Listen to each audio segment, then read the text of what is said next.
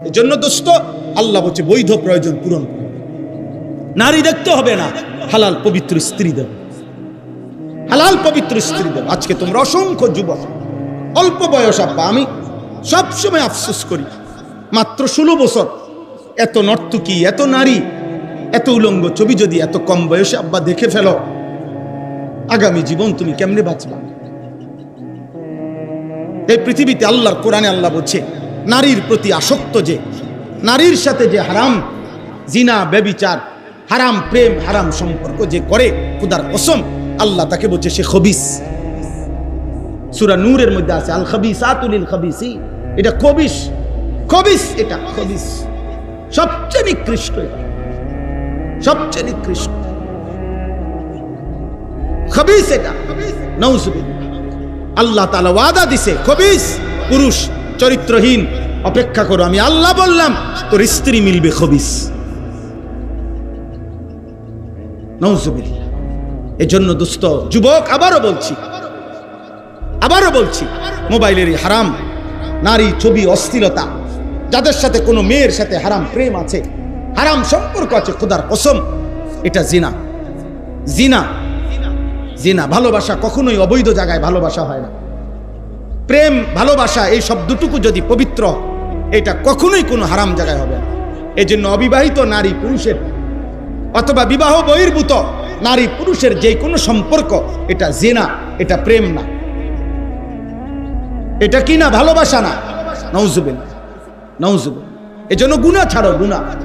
একটা একটা ছেলেকে বলে, অসংখ্য ছেলে, তোমরা আব্বা গুনাহ ছাড়ো, মদের আড্ডা ছাড়ো, জুয়ার আড্ডা ছাড়ো, নারীর আড্ডা ছাড়ো, নারীর আড্ডা ছাড়ো। একজন মদখোর, গাঁজাখোর, ফুট্টাখোর, বাবাখোর, ইয়াবাখোর, ডালখোর, ওই শতভাগ হারামখোর। কি হারাম? খুদার কসম আল্লাহর কোরআন ধরে বলি, নবীজি বলছে কোন নেশাখোর যখন নেশা করে, মদ, নেশা, পেন্সি, গাঁজা, ইয়াবা, ট্যাবলেট, এই জাতীয় যে কোনো জিনিস যখন নেশাখোর নেশা পান করে, নেশা রেডি করে, শুরু করে, আল্লাহর কসম, আল্লাহর কসম, নবীজি বলছে আল্লাহ তাআলা তার কলিজার থেকে ঈমান খুল্লা বাইর করে ফেলে। রব্বে কাবার কসম। আল্লাহ তখন বলে, এই নেশাখোর এদিকে, আমার ঈমানটা আমারে দিয়া যা, যা বেঈমান, এবার যা। 2 নম্বর হলো জিনাখোর। হাদিসে নবীজি বলছে যে নারীর সাথে যে হারাম কাজ করে, খোদার কসম নবী বলছে আল্লাহ তাআলা এর পূর্ব মুহূর্তে তার ঈমান খুলে ফেলে, তার কলিজা থেকে ঈমান টেনে বের করে ফেলে। এই বেঈমান এদিকে, আমার ঈমান আমারে দিয়া যা, যা এবার বেঈমান যা, নারীর সাথে তোর যেটা মন সেটা কর, যা। মান জানা ওয়া শারিবাল খামরা নাযা আল্লাহু মিন কলবিহিল ঈমান কামা ইয়াখলাউল ইনসানু আল কামিসা মিন রাসিহি। আল্লাহ আমাদেরকে মাফ করে দেন। আমার সন্তান চেহারা দেখে বোঝা যায়, অসংখ্য ছেলে নামাজ পড়ো না। আহা, এই চেহারা কেমনে বানাইলা? এই চুল চেহারা বেঈমান মুশরিকদের অনুসরণ। কি ফায়দা আব্বা, কি ফায়দা? একটা ফুটবল বিশ্বকাপকে খেলাকে কেন্দ্র করে হিসাব লাগাও। কারো যদি বিবেক থাকে, তুমি অনলাইনে সার্চ করে দেখো এখানে মদের আড্ডা চলবে কি পরিমাণ, অনলাইনে জুয়া খেলা হবে কি পরিমাণ, এবং জিনা, ব্যভিচার, নারীর অসৎ অবাধ মেলামেশা হবে কি পরিমাণ, তুমি খবর নাও। আপনাদের সবার কাছে আমার অনুরোধ, আপনারা আপনাদের ছেলেকে নষ্ট হতে দিয়েন না, আপনারা আপনাদের মেয়েকে চরিত্রহীন হতে দিয়েন না। বাবা, 14 বছরের ছেলেটা মোবাইল দিয়া কি করে আপনি কি বুঝেন না? 16 বছরের ছেলেটা মোবাইল দিয়া 24 ঘন্টা কি করে আপনি বুঝেন না? আপনার ছেলেটার চুল দেখলে বুঝেন না ও আপনারে বাপ হিসাবে স্বীকার করে নাকি ব্রাজিল আর্জেন্টিনার খেলোয়াড়ের সন্তান? আপনি জিজ্ঞাসা করেন, জিজ্ঞাসা করেন, জিজ্ঞাসা, ওই ছেলেরা জিজ্ঞাসা করেন যে তোর গায়ের গেঞ্জি তোর আব্বার গেঞ্জি না তোর দাদার গেঞ্জি? বলেন, বলেন আপনার একজন বাপ কি এটা জিজ্ঞাসা করবে না যে পুত তুই এটা কি গায়ে দিলি? একজন মা জিজ্ঞেস করবে না? আহা, আফসোসের বিষয়, দুর্ভাগ্য। সবাই মনে করছে ভাত মাছ চাল ডাল, খানা দানা, পেশাব পায়খানা, ঘুম, খালাস, খাও দাও, ঘুম যাও, পায়খানা করো, পেশাব করো, দুনিয়া ভোগ করো, একদিন সিত্তিয়া মরে যাইবা, দু চারজনে দরাদরি করে কবরে হালাই থুই আসবে, গ্রামে মানুষ 200 গরুর গোস্ত দিয়ে ভাত খাওয়াই দিব, আব্বা বেহেশতে যাইব গা। মাশাআল্লাহ, গরুর গোস্ত রুফি দিয়া বেহেশত। হ্যাঁ হ্যাঁ, গরু বেহেশতে যাবে, গরুর কান্দে করে বেহেশতে চলে যাবে। এই হলো আমাদের বুঝ। আল্লাহ আমাদেরকে বিবেক দান করেন। মাত্র 14 বছর 16 বছর, এত কম বয়সে এত বড় গাদ্দার, যে এই গাদ্দার তার পরিবার, মা বাপ, তার পূর্বপুরুষ, তার ধর্ম, তার সমাজ, তার লোকালয়, তার সংস্কৃতি, তার দেশের কোনো কালচার, কোনো কিছুর সাথে তার সম্পৃক্ততা নেই। তাহলে সে কি বুঝাইতে চাচ্ছে কও? বলো তোমরা, নাহলে প্রতিবাদ করো, বলো, জিজ্ঞাসা করেন। আমি তো শক্ত বললাম আর কি, বলেন। আপনারা সবাই তাকায় তাকায়, আমরা সবাই দেখতেছি সমাজে কেউ কাউকে বাধা দেওয়ার মতো, সামান্য বলার মতো হিম্মত করছে না। এটাই দুশ্মনের ষড়যন্ত্র। দুশ্মন চাচ্ছে এমন ভোতা বানায় দিতে যে এরা শুধু খাবে, ঘুমাবে, উল্লাস করবে, ফুর্তি করবে, দুনিয়া ভোগ করবে, কেউ কাউকে কিছু বলবে না। আচরণগত কোনো বাধা দেওয়ার জন্য যে যেভাবে পারে ওইভাবে দুনিয়া ভোগ করবে, দুনিয়া ভোগ করবে। হ্যাঁ, এই আধুনিক বিশ্বের, পশ্চিমা ইউরোপের স্লোগান কি? আধুনিক স্লোগান হলো, ইউরোপ চাচ্ছে পৃথিবীর মানুষকে কথা বুঝাইতে যে আপনার কোনো কিছুর কোনো মালিকানা আপনার নাই, কিন্তু আপনার কোনো বিষয়ে কোনো দুঃখ নাই।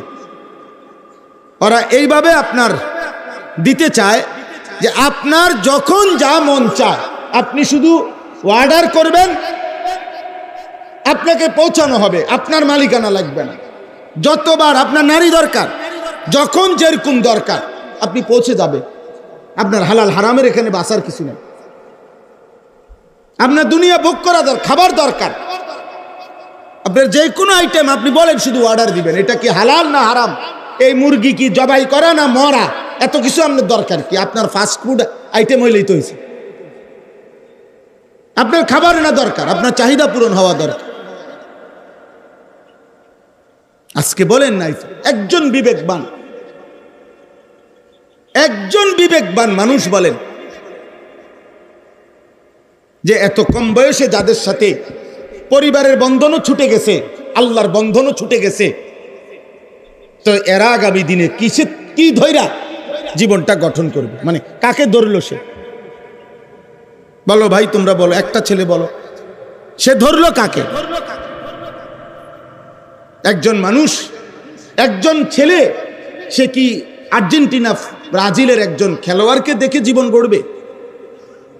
বলো না ভাই, তোমরা বলো ভাই। একজন মুসলমান সন্তান, তুমি বলো, সেলুনের ওই বেঈমানের চুল, যে চুলের কাটিং লাগায় রাখছে সেলুনে, ওইগুলা তো যাদের চুল চারিদিকে ঝুলানো সেলুনের মধ্যে, ছবির মধ্যে যাদের চুলের কাটিং, এগুলা তো সবগুলো বেঈমান। তাহলে এই বেঈমানের চুলের কাটিং যদি তোমার পছন্দ হয়, তো তুমি নিজেকে কি বুঝাইতে চাচ্ছ?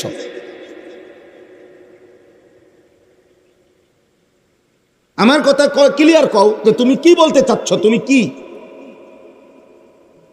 তুমি নিজেকে কিসের উপরে গড়তে চাচ্ছ? বলেন, আপনারা বলেন। এই জন্য বললাম, ওমা রব্বুকা লিয়ুহলিকাল কুরা বিযুলমিন ওয়া হুম মুসলিহুন। আল্লাহ তাআলা বলছে, যদি ইসলাহ থাকে, সংশোধন, আল্লাহ তাআলা সর্বযুগে মানুষের এই যে ব্যবধান, একজন বাবা একজন ছেলে, একজন মা একজন মেয়ে, একজন বড় ভাই একজন ছোট ভাই, এই যে ব্যবধান রাখছেন, এটা তো এই জন্যই একটা কারণ যে একজন আরেকজনকে টেনে ধরবে। আমি আমার ছোট ভাইকে টেনে ধরতে হবে, তুমি কি করছো? আমার আপন বড় ভাই আলহাজ হযরত মাওলানা মাহবুবুর রহমান আশরাফি, আমার ছাত্র জীবনে আমার স্পষ্ট মনে আছে, আমার একবার চুল 3 বার কাটাইছে সেলুনে, শুধু সামনে পিছনে সামান্য জাররা কম বেশ হয়েছে, সামনে পিছনে বরাবর হয় নাই, এজন্য 3 বার পাঠাইছে সেলুনে, কারণ সে আমার বড় ভাই। তাইলে এটা যদি না থাকে একটা সমাজে, আমার আব্বা, আমি জীবনে একবার রঙিন ফুলওয়ালা টুপি, 2-3টা ফুল ছিল টুপিতে, সাদা টুপিতে, একবারই জীবনে পড়ছিলাম। সর্বোচ্চ 2 ঘন্টার ব্যবধানে আমার মাকে বলে আমার আব্বা আমার মাথার থেকে এটা খোলায় ফেলছে, বলছে না আমি কোনোদিন সাদা টুপি ছাড়া পড়ি নাই, আমার ফুতেও যেন না পড়ে। তা আমি আমার আব্বার কথা মেনে নিছি। এই যে সংশোধন, এটা যদি সমাজে বন্ধ হয়ে যায়, খোদার কসম ওই জাতি টিকে না। ওই জাতি জঙ্গলি জানোয়ার, কুকুর বিড়াল হয়ে যাবে একদিন সমাজ, একদিন অসভ্যদের, একদিন এই সমাজ। আমরা সেই সমাজে ছেলেরা বাবা বসবাস করছো যে সমাজে 8 বছরের মেয়ের নিরাপত্তা নাই। তোমরা মনে করো না তোমরা সবাই সুখে আছো। হ্যাঁ হ্যাঁ, এই অসভ্যতা, এই অস্থিরতা, এই নারী দেখা, ছবি দেখা, মোবাইলের অস্থিরতা, এক এক ছেলে পেলের রাত্র দিন উলঙ্গ অশ্লীল ছবি দেখতে দেখতে এক এক ছেলের ভিতরটা কুত্তার মতো হয়ে রয়েছে, কুত্তার মতো, যে চাচ্ছে সামনে যা পাবে ছিঁড়া খাইয়া ফেলবে, কুত্তার মতো স্বভাব হয়ে আছে। শুধু পারতেছে না দুনিয়াটা ছিঁড়ালাই বসে, যদি সুযোগ পাইতো ছিঁড়ে ফেলতো সব। বুঝেন নাই কথা? এই জন্য বললাম সংশোধনের ধারা বন্ধ হয়ে গেলে, কোরআনে আছে আল্লাহ তাআলা বলছেন, বনি ইসরাইলের যুগে মুসা নবীর উম্মত প্রথম সবাই নেককার ছিল। মুসা নবীর ইমানদার উম্মত যারা, ইমানদারদের কথা বলতেছি, বনি ইসরাইলের। কিছুদিন পরে যখন কিছু মানুষ পাপ করা শুরু করলো, বিভিন্ন পাপ, তো তাদের যারা নেককার, হাদিসে আছে তাদের মধ্যে যারা নেককার তারা তাদেরকে বাধা দিত।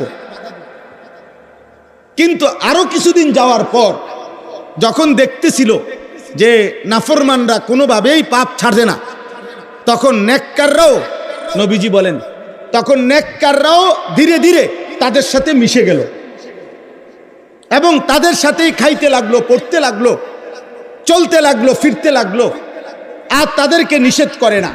কোরআনে সেই আয়াত আছে, কানু লা ইয়াতানাহাউনা আম মুনকারিন ফাআলুহু লাবিসা মা কানু ইয়ামালুন। আল্লাহ তাআলা বলেন, প্রতিনিয়ত গুনাহ করা সত্ত্বেও ওরা আর কাউকে নিষেধ করে না। আল্লাহ তাআলা বলেন, একদিন আমি আল্লাহ এই নেককার যারা অথচ বাধা দেয় না পাপীদেরকে, খোদার কসম আল্লাহ বলেন, একদিন আমি উভয় দলকেই আমার আযাব দিয়ে ধ্বংস করে দেব।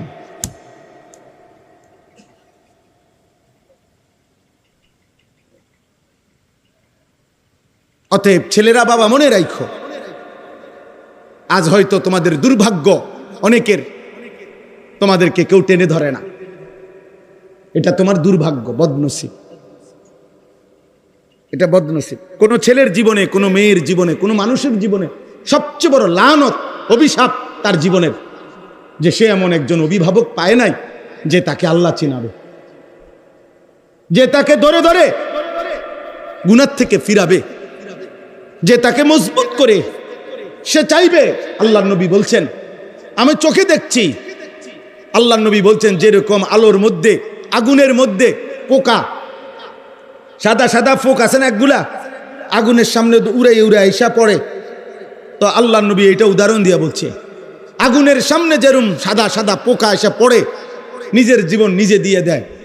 আমি যখন মক্কার জমিনে দাঁড়াইছি, সেদিন আমি দেখতেছিলাম মানুষগুলো যেন জাহান্নামের আগুনে এরকম নিজে নিজে ঝাঁপায় ঝাঁপাইয়া পড়তেছে। আর আল্লাহর নবী বলেন, সেদিন আমি এই মক্কার জমিনে দাঁড়িয়ে একটা একটা মানুষকে চেয়েছি, আমার একটা একটা উম্মতকে চেয়েছি কোমরে জড়াইয়া ধরে ধরে জাহান্নামের আগুন থেকে বাঁচাইতে। জাহান্নামের আগুন, আগুন লাগলে মানুষ আর শার্ট লইব না জামা গায়ে দিব এই কথাও আর ভাবে না। মানুষ দৌড় শুরু করে ওই মানুষগুলোকে বাঁচাইতে হবে।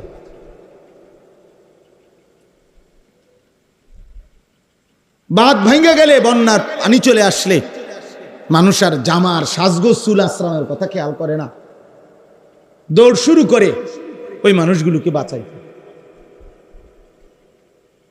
এই জন্য আমি আজকের এই মাহফিলে প্রথম কথা এটা বললাম, আমাদের যারা বাবা ভাই আছেন, যাদের বিবেক আছে, সবার বিবেক থাকে না। অসংখ্য মানুষকে আল্লাহ তাআলা বলছে বিবেকহীন। আল্লাহ কোরআনে বলছে, যেই অন্তর আল্লাহকে নিয়ে ভাবে না, যেই কান আল্লাহর কথা শুনে না, যেই চোখ আল্লাহর আয়াত দেখে না, খোদার কসম আল্লাহ তাকে বলছে এই মানুষগুলো শতভাগ জানোয়ার, এগুলো জানোয়ার। উলাইকা কাল আনআম, এই জানোয়ার বলছে আল্লাহ ওদেরকে। দিল যাদের আল্লাহর কথা ভাবে না, কান যাদের আল্লাহর কথা শুনে না, চোখ যাদের আল্লাহর বিধান আয়াত দেখে না। লাহুম কুলুবুল লা ইয়াফকাহুনা বিহা ওয়া লাহুম আযানুন লা ইয়াসমাউনা বিহা ওয়া লাহুম আ'য়ুনুন লা ইউবসিরুনা বিহা উলাইকা কাল আনআম। আল্লাহ বলেন, এদের দিল আছে আমার কথা ভাবে না, এদের কান আছে আমার কথা শুনে না, এদের চোখ আছে আমার আয়াত দেখে না। উলাইকা কাল আনআম, এরা জানোয়ার। বাল হুম আদাল, আল্লাহ বলে অথবা তার চাইতে নিকৃষ্ট, অর্থাৎ জানোয়ারও না, কুত্তাও না, শূকরও না, এর চাইতে অদল। জানোয়ারও না, জানোয়ারের চাইতে নিকৃষ্ট।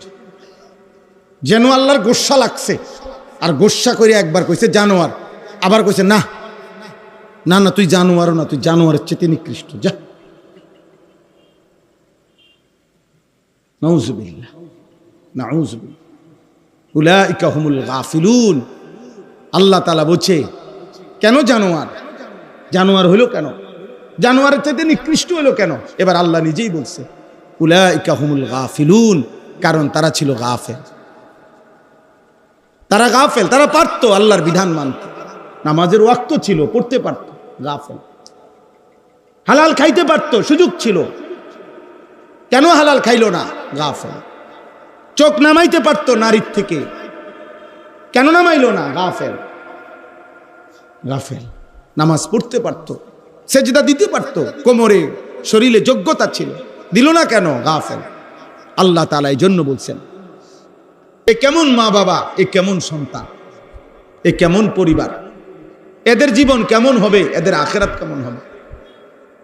এই বাবা মা তার সন্তানের জন্য ভালো কি করলো, যাদের চোখের সামনে জীবিত থাকতে ছেলে মেয়ে আল্লাহর নাফরমানি আর গুনাহ আর পাপের মধ্যে বড় হচ্ছে, নাফরমানির মধ্যে বড় হইতেছে।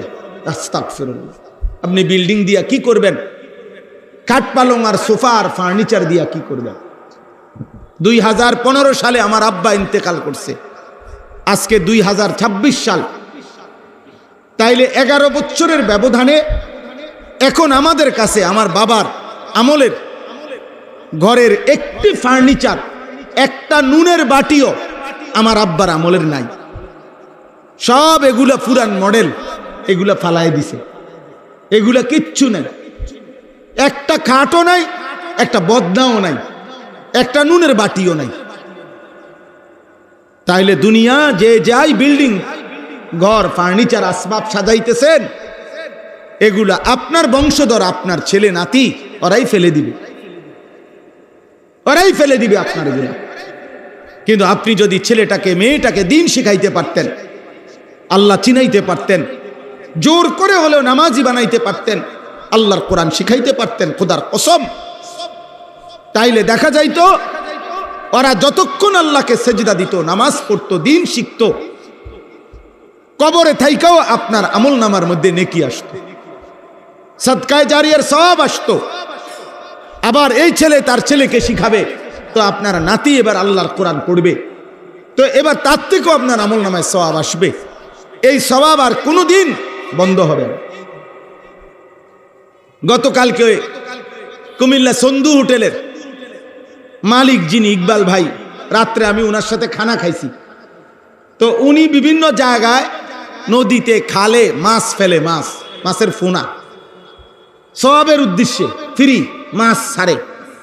তো উনি আমারে বলতেছে, হুজুর আমি এই জন্য মাছ ছাড়ি, ফোনা ছাড়ি, কয় যে একটা খালে একটা নদীতে যদি আমি ফোনা ফেলাই, যত বড় জাল দিয়েই টান দোক, দুইটা একটা ফোনা থাকবেই, মাছ থাকবেই। এইটা আবার ডিম দিবে, আবার বাচ্চা ফুটবে, আবার নতুন হবে। আমার আমল নামার মধ্যে আমি সওয়াব পাইতেই থাকবো। তো একটা মাছের ফোনা দিয়া উনার ফিকির শূন্য আমার খুব আশ্চর্য ভালো লাগছে। দেখছেন নি মাশাআল্লাহ, উনি চিন্তা করছে কি যে হুজুর আমি যদি 1000 ফোনা ফেলাই, 1000 ফোনাই কেউ মাছ উড়াইতে পারতো না, একটা দুইটা থাকবেই, ডিম আবার ছাড়বে, আবার চলতেই থাকবে।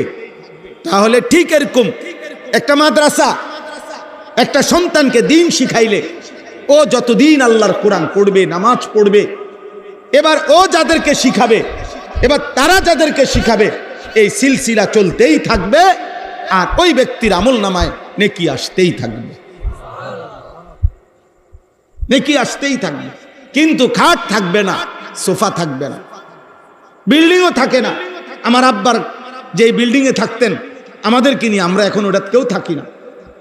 5 ভাই 3 বোন, 8 জন ভাই বোন কর্মের সুবিধার্থে যার যার চাকরি, যার যার কর্মস্থলের সুবিধার্থে 8 জন 8 জায়গায় থাকে,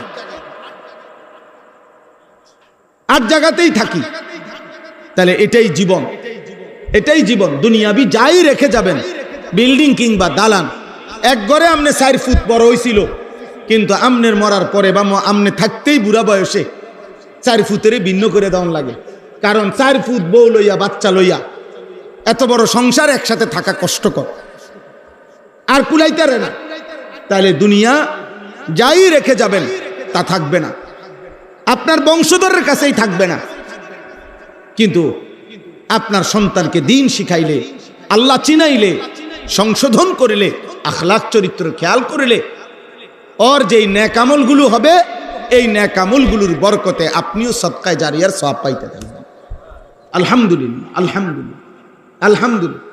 আমরা 5 ভাই, আমার আম্মা স্কুলে, প্রাইমারি স্কুলে ক্লাস 4 পর্যন্ত পড়ছে, শুধু এর দূরে।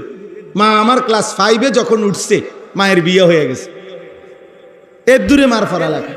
কিন্তু ওই যে ছোটবেলায় মক্তবে পড়ছে, আল্লাহ চিনছে, নামাজ চিনছে। আমাদের 5 ভাই আলহামদুলিল্লাহ, মা আজীবন কষ্ট করছে, তো 5 ভাই আলেমে দিন হয়েছে, 5 ভাই আলেম হয়েছে। তো আজকে 75 বছর আমার মার বয়স। এখন আমার আম্মা জীবিত আছে, আব্বা নাই। তো আমার আম্মাকে এখন আমার ছোট ভাই গতকাল বুধবারে, বুধ, বৃহস্পতি, শুক্রবার 3 দিনের জন্য তাবলিগে, দাওয়াত তাবলিগে মাস্তুরাত সহ মারে আল্লাহর রাস্তায় নিয়ে গেছে। আজকে আমি মার সাথে দেখা করে আসছি। তাহলে একদিন মা সন্তানকে দিন শিখানোর জন্য আল্লাহর পথে বের করে দিছে। আজকে 75 বছর বয়সে সন্তান আবার তার মাকে আল্লাহর রাস্তায় দিনের জন্য বের করছে। তো আমি এটা বুঝাইতে চাইলাম, এটাই বাস্তবতা। আমাদের সবচেয়ে বড় প্রয়োজন আমাদের নিজেদের এবং স্ত্রী সন্তানদের আখেরাত। দিন, আমরা মুসলমান, আমরা যদি ভুলেও যাই তবু আমরা মুসলমান, আমরা যদি খেয়ালও না করি আমরা মুসলমান। অতএব আমাদের সবার কাছে অনুরোধ, আপনারা কষ্ট করে মাশাআল্লাহ অনেক গরমের মধ্যে সবরের সাথে বসছেন। আপনাদের কাছে আমার প্রথম বক্তব্য এটা, আমি এই আয়াতগুলোর তর্জমা শুনাইতেছি আপনাদের কাছে। কিন্তু আপনারা দয়া করে যে কয়জন অভিভাবক আছেন, আপনাদের সবার কাছে আমার অনুরোধ, আপনারা আপনাদের ছেলেকে নষ্ট হতে দিয়েন না, আপনারা আপনাদের মেয়েকে চরিত্রহীন হতে দিয়েন না। বাবা, 14 বছরের ছেলেটা মোবাইল দিয়া কি করে আপনি কি বুঝেন না? 16 বছরের ছেলেটা মোবাইল দিয়া 24 ঘন্টা কি করে আপনি বুঝেন না? আপনার ছেলেটার চুল দেখলে বুঝেন না ও আপনারে বাপ হিসাবে স্বীকার করে নাকি ব্রাজিল আর্জেন্টিনার খেলোয়াড়ের সন্তান? আপনি জিজ্ঞাসা করেন, জিজ্ঞাসা করেন, জিজ্ঞাসা করেন, জিজ্ঞাসা ওই ছেলেরা জিজ্ঞাসা করেন যে তোর গায়ের গেঞ্জি তোর আব্বার গেঞ্জি না তোর দাদার গেঞ্জি? বলেন, বলেন আপনারা। একজন বাপ কি এটা জিজ্ঞাসা করবে না যে পুত তুই এটা কি গায়ে দিলি? একজন মা জিজ্ঞেস করবে না? আহা, আফসোসের বিষয়, দুর্ভাগ্য। সবাই মনে করছে ভাত মাছ চাল ডাল খানা দানা পেশাব পায়খানা ঘুম খালাস, খাও দাও ঘুম যাও, পায়খানা করো পেশাব করো, দুনিয়া ভোগ করো, একদিন সিত্তিয়া মরে যাইবা, 2-4 জনে দরাদরি করে কবরে হালাই থুই আসবে, গ্রামে মানুষ 200 গরুর গোশত দিয়ে ভাত খাওয়াই দিব, আব্বা বেহেশতে যাইব গা। মাশাআল্লাহ, গরুর গোশত রুফি দিয়া বেহেশত। হ্যাঁ হ্যাঁ, গরু বেহেশতে যাবে, গরুর কান্দে, গরুর কান্দে করে বেহেশতে চলে যাবে। এই হলো আমাদের বুঝ। আল্লাহ আমাদেরকে বিবেক দান করেন, আল্লাহ আমাদেরকে বুঝ দান করেন। তোমরা ছেলেরা বাবা ভাইবো, একজনই ভাবো, নষ্ট হলে তো নষ্টই হয়ে গেল, পচে গেলে দুর্গন্ধ ছুটলে এই সমাজ ফেলে দিবে। পচা জিনিস মানুষ রাখে না, আবর্জনা ময়লা দুর্গন্ধ মানুষ রাখে না, ফেলে দেয় ডাস্টবিন। এজন্য চরিত্রহীন ছেলেরা নারী ছবি, মদ, জুয়া, অশ্লীল দৃশ্য, এই অসভ্য বখাটে, একদিন মনে রাখবা এই সমাজ তোমার দিকে থুতু মারবে। এই সমাজ তোমাকে 2 পয়সার মূল্য দিবে না। বাঁচবা খাইবা, জন্তু জানোয়ারও তো খায়, হাইওয়ান কুকুরও তো খায়। খাওয়াটা তো খুব আশ্চর্য কিছু না। দুনিয়া তো আমাদের চাইতে জানোয়ারে বেশি ভোগ করে। একটা হাতি 250 কেজি খাবার খায় একদিন, 90 লিটার পানি পান করে, তো কি? এজন্য আমি শুরুতে এটা বললাম, একটি মাদ্রাসা সামনে রেখে এই জন্য বললাম, মাদ্রাসা শুধুমাত্র শিক্ষা প্রতিষ্ঠান না, মাদ্রাসা জিন্দিগি গড়ার প্রতিষ্ঠান। মাদ্রাসা মানুষ বানায়, মাদ্রাসা মানুষ বানায়, মানুষ ইনসান বানায়। মাদ্রাসা আল্লাহ চিনায়, মাদ্রাসা আখিরাত চিনায়, মাদ্রাসা গোলামি চিনায়, মাদ্রাসা সেজদা চিনায়, মাদ্রাসা হালাল হারাম চিনায়, মাদ্রাসা পাক নাফাক চিনায়, মাদ্রাসা ঈমান আমল চিনায়। হাজারো প্রতিষ্ঠান দুনিয়ায় টাকা রোজগার শিখায়, এটা করো ভালো চাকরি হবে, ওইটা করো ভালো ইনকাম হবে, এই ইনকাম পয়সা। কিন্তু মাদ্রাসা শুধু পয়সা না, মাদ্রাসা আখিরাত শেখায়। মাদ্রাসা কলিজা এটা বুঝায় বাচ্চাদেরকে যে রিজিক জাত আসার তা আসবেই, কিন্তু তুমি আল্লাহ চেনো।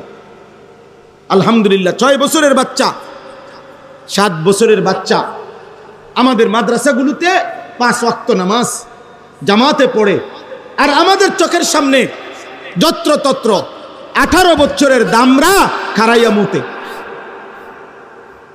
18 বছর পর্যন্ত পড়ালেখা তারে এতটুকু শিখাইতে পারে নাই যে মুসলমানের বাচ্চা খারাইয়া মুতে না, বৈশা মুছতে হয়, এর দূর শিখে না। এমন দুর্ভাগ্য। পাকও চিনায় না, নাফাকও চিনায় না, কোনটা হালাল কোনটা হারাম। মদও খায়, মধুও খায়, সুদও খায়, ব্যবসার টাকাও খায়, কিস্তিও নেয়। যেমনি পারো প্রয়োজন পূরণ হইলেই হয়েছে, টাকা হইলেই হয়েছে, হালাল হোক হারাম হোক। কিন্তু মাদ্রাসা এটা শিখায় না। মাদ্রাসা এটা শিখায় আগে জানতে হবে এটা হালাল কিনা, আগে জানতে হবে এই উপার্জন বৈধ কিনা। আমরা বেউকুফ না, মাদ্রাসার উস্তাদ, মাদ্রাসার ছাত্র, ইমাম, ইমানদার বেউকুফ না রে আব্বা, বেউকুফ না। আখিরাতের বাঁধনে আটকানো, এটা যদি আমরাও ভুলে যাইতে পারতাম তো দুনিয়া আমরাও কামাই কদ্দুর করণ যায় দেখাইতাম। কিন্তু ফ্যাঁসে পড়ে আছি আমরা আখিরাতের বাঁধনে। আমরা বিশ্বাস করি, দিনদার বিশ্বাস করে, মাদ্রাসা না শুধু জেনারেল লাইনও অসংখ্য ইমানদার আছে। লক্ষ লক্ষ কলেজ ইউনিভার্সিটির মধ্যেও সৎ চরিত্রবান ছেলে আছে, আমরা অস্বীকার করছি না। কিন্তু দেখা যাবে প্রত্যেক চরিত্রবান ছেলের পিছনে, ইমানদার নামাজি, কলেজ পড়ুয়া হোক, ইউনিভার্সিটি পড়ুয়া হোক, এই তার চরিত্র ঈমান আমলের পিছনে খোদার কসম কোনো না কোনো মাদ্রাসা, কোনো না কোনো আলেম, কোনো না কোনো ইমাম, কোনো না কোনো মক্তবের পড়ালেখার তার নির্যাস, তার আসর, তার প্রভাব তার মধ্যে আছে। শুধু বাংলা বই তারে আল্লাহ চিনায় নাই, তারে মক্তবের হুজুরে আল্লাহ চিনাইছে। তারে পদার্থ বিজ্ঞান বই আখলাক শিখায় নাই, পদার্থ বিজ্ঞান বইয়ের মধ্যে আখলাক নাই, জীববিজ্ঞান বইতে আখলাক নাই, উপার্জনের পদ্ধতি আছে। মাশাআল্লাহ, প্রধান অতিথি আসছে, টের পাইছেন কিছু? একটু পরেই টের পাইবেন। আমার সেলিম ভাই আসছে, মাশাআল্লাহ, আল্লাহ কবুল করেন। জনাব আলহাজ সেলিম মাহমুদ, আপনাদের সবার প্রিয় মানুষ, পরিচিত মানুষ। আমরা যখন একেবারে আরো বহু আগে, না হয়তো 20 বছর আগে, ছোট মানুষ, আমরা যখন অল্প বয়সী তখনই পরিচিত।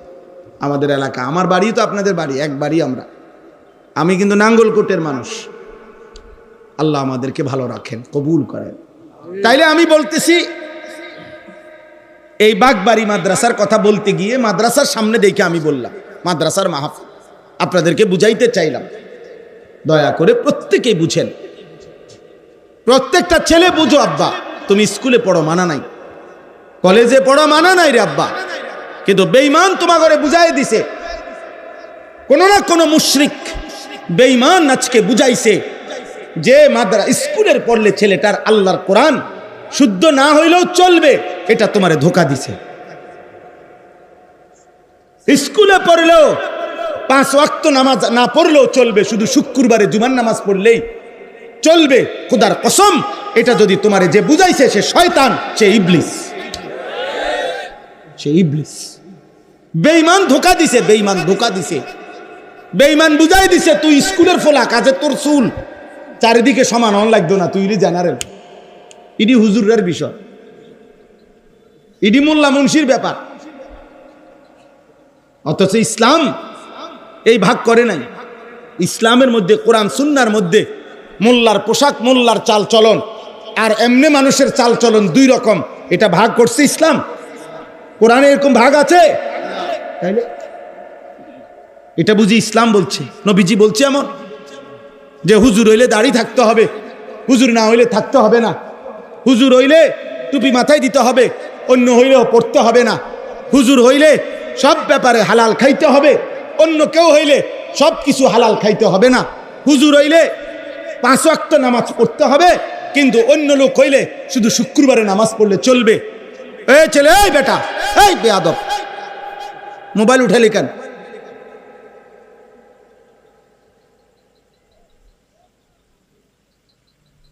তাইলে এই জন্য বললাম, আমার কথা আব্বা বুঝতে শিখেন, এই ছেলেদের প্রতি দয়া করেন, এই ছেলেদের প্রতি দয়া করেন।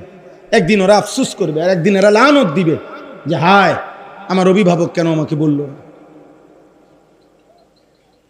কসম আল্লাহর, কোরআনুল কারীমের মধ্যে আছে, প্রত্যেক জাহান্নামী আল্লাহকে বলবে জাহান্নামে যাওয়ার আগে, আল্লাহ যাদের কারণে আমি জাহান্নামী হইলাম ওদেরকে আমি একটু দেখতে চাই, আমার সামনে একটু আনতে হবে।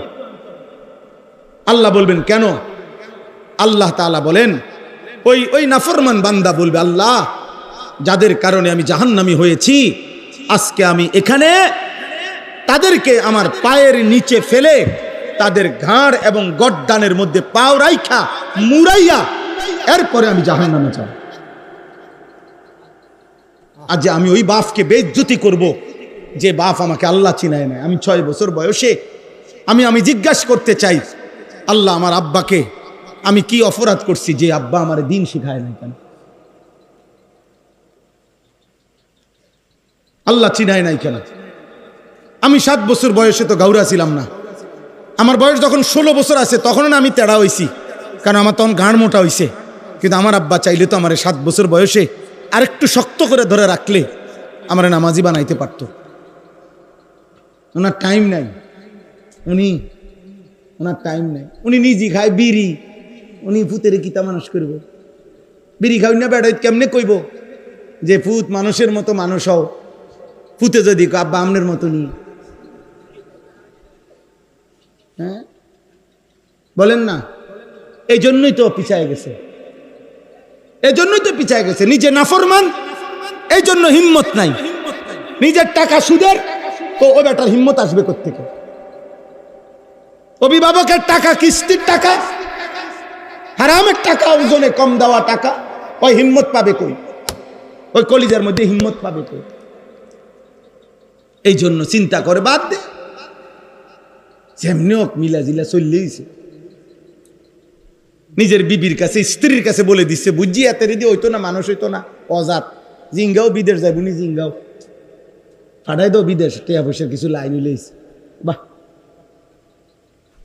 একজন বাবার জিম্মাদারি শেষ, এটাই জিম্মাদারি। আল্লাহ আমাদেরকে মাফ করে দেন। আপনারা আপনাদের এই ছেলেদের দিকে রহম করেন। আমি প্রতিদিন চিল্লাই, এই সূরা আমি পড়ছি, সূরা হুদ। আপনাদের কাছে এবার এই আয়াতগুলো তর্জমা শুনাই। অল্প একটু, মনে তো হয়েছিল শেষে হয়ে যাবে, কারণ কারেন্টের যেই সদবদর, কিন্তু আলহামদুলিল্লাহ আবারও একটু পরিবেশ হইল, এজন্য আবার বলার ইচ্ছা জাগলো। আল্লাহ তাআলা আমাদেরকে তৌফিক দান করেন। আমার প্রথম প্রসঙ্গ সেলিম ভাই আসার আগেই শেষ হয়ে গেছে, সেটা হইল যে আমরা প্রত্যেকেই ইসলাম সংশোধনের চেষ্টা সমাজের মধ্যে অব্যাহত রাখতে হবে। এই কথাটা বুঝছেন কি না বলেন? বন্ধ রাখা যাবে না। বলে বাধ্য যে যেমনে চলুক না আব্বা, তাইলে সমাজ টিকবে না, তাইলে জাতি টিকবে না, তাইলে যে দেশ টিকবে না, জাতি টিকবে না।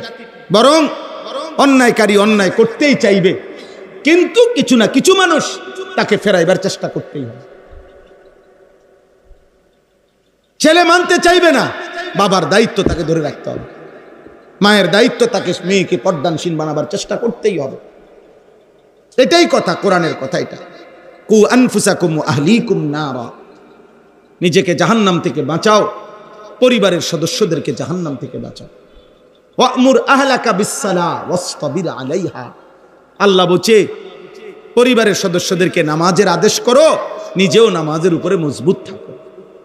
ইব্রাহিম আলাইহিস সালাম আল্লাহর কাছে দোয়া করছে, রব্বি জাআলনি মুকিমাস সালাহ ওয়া মিন যুররিয়াতি রব্বানা ওয়া তাকাব্বাল দুআ। আল্লাহ, আপনি আমাকে পূর্ণ নামাজি বানান, আমার সন্তানদেরকেও নামাজি বানান। ওয়া মিন যুররিয়াতি। ইব্রাহিম আলাইহিস সালাম যেদিন হাজেরা এবং ইসমাঈলকে কাবার পাশে মরুভূমিতে একা রেখে আসছিল, যেদিন আল্লাহর হুকুমে, একজন মহিলা মাত্র আর একটা কোলের বাচ্চা, এই আশেপাশে 1000 মাইলের ভিতরেও তখন আর একটা মানুষ নাই, একটা গাছ নাই, এক ঢোক পানি নাই, এক লোকমা খাবার নাই, বেঁচে থাকার কোনো উপকরণ চারিদিকে নাই। গল্প বলা আর কল্পনা করে দেখেন বাস্তবতা কত কঠিন।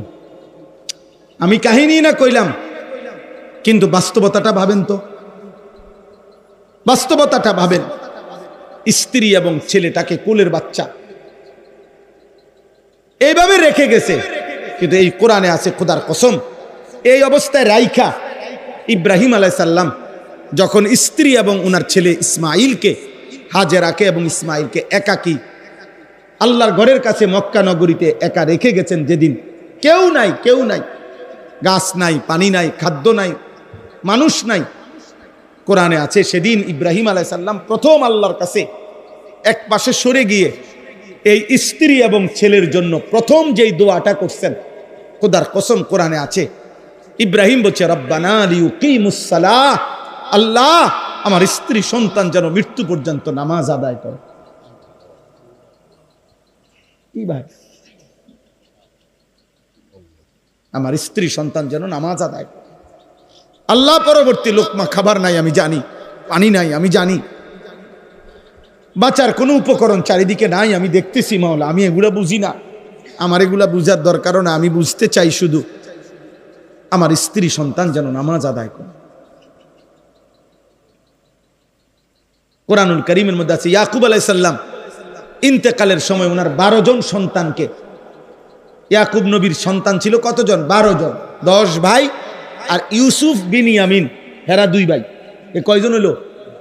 ও ফানি কূপে ফেলাই দিছে 10 ভাই না, তাহলে এরা 10 জন। আর এখানে এই সংসারে কয়জন? 2 জন, ইউসুফ আর বিনিয়ামিন, এই 2 জন, 12 জন। কোরআনে আছে এই 12 জন সন্তানকে চারদিকে বসাইয়া ইন্তেকালের পূর্ব মুহূর্তে ইয়াকুব নবী একটা কথাই শুধু জিজ্ঞেস করছে। কয়টা কথা? একটা কথা, যে ফুত দলিলে কোনো ফেঁস আসেনি, চাও আরেকবার কোনো খতিয়ান টতিয়ান ফেঁস লাগছিনি, কোনো অন্য লোকজন আছে, এনে বড় বড় নেতারা আছে, এই সুযোগে কইয়া দাও। বুঝেন না? আপনার চিন্তা, বুড়া মিয়ার চিন্তা, শেষ চিন্তা, আহা মনে হয় আর বাঁচতাম না, এবার রাজ্যাত কত বছর ধরে ঘুরাইতেছে জমিয়ান বেচবো বেচবো কইয়া, আহ বেচলো না রে, মইরেও মনো দুঃখটা থাইকা যাইব কবরে, ওই জমির দুঃখ। এই হলো দুনিয়া আমাদের।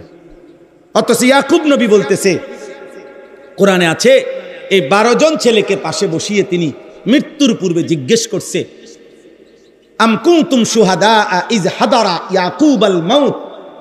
ইয়াকুবের মৌতের মুহূর্তে আল্লাহ বলে, সে বলতে চাচ্ছে মা তা'বুদুনা মিন বাদি, আমার 12 সন্তান, আমি শুধু শুনতে চাই আমার মৃত্যুর পরে তোমরা ইবাদত করবে কার? তোমরা কার ইবাদত করবে? আমি শুধু এতটুকু শুনতে চাই। ক্বালু না'বুদু ইলাহাকা ওয়া ইলাহা আবাইকা ইব্রাহিম ওয়া ইসমাঈল ইলাহান ওয়াহিদা। 12 জন সন্তান বলছে, আব্বা কোনো চিন্তা করবেন না, আপনার মৃত্যুর পরেও আমরা ইবাদত করব আপনার যিনি ইলাহ, সেই আল্লাহর, আপনার পূর্বপুরুষ ইব্রাহিম এবং ইসমাঈলের যিনি ইলাহ, সেই আল্লাহর, ইলাহান ওয়াহিদা, ওই এক আল্লাহর বন্দিগি করে যাব। ইয়াকুব নবী বলছে আর কোনো পেরেশানি নেই, আমি এতটুকু নিশ্চিত হলাম যে আমার মৃত্যুর পরেও তোমরা আল্লাহর ইবাদত করবে, খালাস। বাকিটুকু দুনিয়া মিলুক বা না মিলুক সেটা আমার বিষয় না, সৃষ্টিকর্তা যিনি, রিজিক দেবেন তিনি, দুনিয়ার প্রয়োজনটুকু পূরণ করে দিবেন তিনি, দুনিয়ার মালিক যিনি। তো দুনিয়ার মালিক কে? আব্বা কে? তো তিনি দিবেন, তিনি দিবেন। এই জন্য এই সূরা হুদ আপনাদের কাছে শুধু বলতে চাই, কোরআনুল কারীমের এই সূরাটি 11 নম্বর সূরা, 11 নম্বর পারায় শুরু হয়েছে। এই সূরার মধ্যে এমন 5 জন নবীর ঘটনা আছে, 5 জন নবীর বিশেষ ঘটনা আছে, যেই 5 জন নবীর উম্মত শেষ মুহূর্ত পর্যন্ত আল্লাহর নাফরমানি, পাপ, গুনাহ, অবাধ্যতার উপরে মজবুত ছিল, যারা 1 সেকেন্ডের জন্য আল্লাহর ইবাদতের দিকে ফিরে আসে নাই, বরং এই 5 জন নবী তাদের এই কওমকে যত হাজার বারে বলছে, লক্ষ বারে বলছে, ওরা প্রত্যাখ্যান করছে। ওরা কি করছে? প্রত্যাখ্যান করছে। আর আল্লাহ তাআলা পরিণতিতে এই 5 জন নবীর উম্মত কওমকে, সম্প্রদায়কে আল্লাহ তাআলা এই পৃথিবীতে একেবারে একসাথে, একই মুহূর্তে, একই সময়ে নিশ্চিহ্ন করে দিয়েছে, আল্লাহর আযাব দিয়ে ধ্বংস করে দিয়েছে। 5 জন নবীর উম্মত, যাদের পুরা কওমকে আল্লাহ শেষ করে দিয়েছে, একেবারে কোলের বাচ্চা, ফেডের বাচ্চা, জোয়ান মানুষ, বুড়া মানুষ, বেডউইথ বেডিউইথ সব একসাথে। এই 5 জন নবী হলো 1 নূহ আলাইহিস সালাম, 2 হুদ আলাইহিস সালাম, এই যে নবীর নামে সূরা, 3 সালেহ আলাইহিস সালাম, 4 লূত আলাইহিস সালাম, 5 শুআয়ব আলাইহিস সালাম, কয়জন হইল? নূহ আলাইহিস সালাম, হুদ আলাইহিস সালাম, সালেহ আলাইহিস সালাম, লূত আলাইহিস সালাম, শুআয়ব আলাইহিস সালাম। কয়জন হইল? 5 জন। এই 5 জন নবী, নূহ আলাইহিস সালামের কওম, হুদ আলাইহিস সালামের কওমের নাম ছিল কওমে আদ, আর সালেহ আলাইহিস সালামের কওমের নাম ছিল কওমে সামুদ, আর লূত আলাইহিস সালামের কওমকে কওমে লূত বলা হইতো, আর শুআয়ব আলাইহিস সালামের কওমকে কওমে শুআয়ব বলা হইতো। শুআয়বের গোত্র, শুআয়বের সম্প্রদায়। এই 5 জন নবীর সম্প্রদায় মৃত্যু পর্যন্ত, ধ্বংস হওয়া পর্যন্ত, চূড়ান্ত আযাবে আল্লাহ শেষ করা পর্যন্ত আল্লাহর নাফরমানির উপরে মজবুত ছিল। কুফরি, শিরিক, মূর্তি পূজা, অশ্লীলতা, বেহায়াপনা, অসভ্যতা, হারাম রোজগারি এর মধ্যে লিপ্ত ছিল। এর মধ্যে 3টা অপরাধের কথা সবগুলো আয়াত পড়লে বোঝা যায়। একটা হলো প্রত্যেকেই আল্লাহর নাফরমানি, শিরিক করত। 2 নাম্বার, প্রত্যেকের মধ্যেই নারীর সাথে এবং লজ্জাস্থানের গুনাহ, পাপ সম্পৃক্ত ছিল। প্রত্যেকের সাথেই উপার্জনের মধ্যে হারাম রোজগারের মানসিকতা ছিল। বুঝছেন না? এই 3টা পাপ কমন ছিল। আর শিরিক করত, হারাম রোজগার করত, আর লজ্জাস্থানের চাহিদা পূরণ করতে গিয়ে হারাম কাজ করত। জিনা, ব্যভিচার, সমকামিতা, পুরুষে পুরুষে অবৈধ কর্ম, নারীর সাথে অবৈধ কর্ম ইত্যাদি ইত্যাদি। আল্লাহ তাআলা এই 5টি জাতিকে, এই অপরাধগুলোর বিস্তারিত বর্ণনা এখানে আছে। আল্লাহ তাআলা ধ্বংস করে দিছে। এর মধ্যে নূহ আলাইহিস সালামের জাতিকে তুফান দিয়া শেষ করে দিছে। হুদ আলাইহিস সালামের জাতিকে একটানা 7 রাত 8 দিন ঝড় তুফান দিয়া টানা 1 সপ্তাহ তুফান দিছে, ঝড় তুফান দিয়া শেষ করে দিছে। সালেহ আলাইহিস সালামের কওমকে ফেরেশতা আইসা বিকট চিৎকার দিয়া, একটা চিৎকার দিছে ফেরেশতা, সবগুলো মানুষ কান ফাইটটা উল্টায় মরে গেছে, ছোট বড় সব। লূত আলাইহিস সালামের কওম 7 তবক জমিনের নিচের মাটি আসমানের কাছে নিয়া ফেরেশতা উল্টানি দিছে, আসার দিছে, উপরে পাথরের বৃষ্টি বর্ষণ করে আল্লাহ তাআলা ওদের কওম, পুরো এলাকা ধ্বংস করে সাগর বানায় দিয়েছে।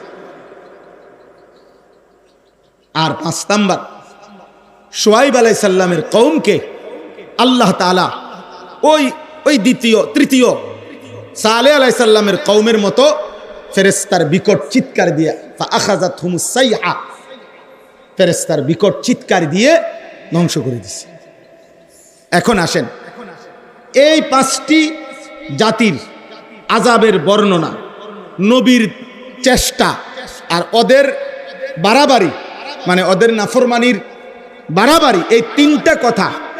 1 নাম্বার হলো নবীদের দাওয়াত, 2 নাম্বার কওমের সীমা লঙ্ঘন, 3 নাম্বার হলো আল্লাহর আযাব।